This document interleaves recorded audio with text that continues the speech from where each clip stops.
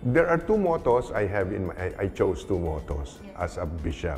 Nung auxiliary bishop ako ng Manila, that was where I was assigned. Auxiliary bishop to Cardinal Sin in the Archdiocese of Manila. I chose as my motto,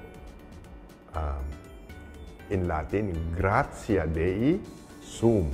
Tatlong ano na. By the grace of God, I am. In other words, kung ano man itong pagtawag na ito, itong mission na ito, nakita ko biyaya ito ng Diyos eh.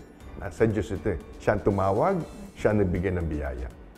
So, unang-una nakikita ko, paano niya pinakita yung biyaya in many ways so that I can be supported.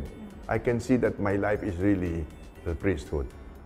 Yung mga taong nag-form sa akin, at yung mga taong nag-accompany sa akin along the way.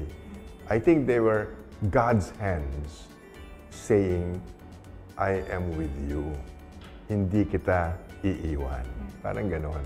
So, dahil doon, nakita ko, God has a special, kumbaga, God has been drawn to me because of that special love.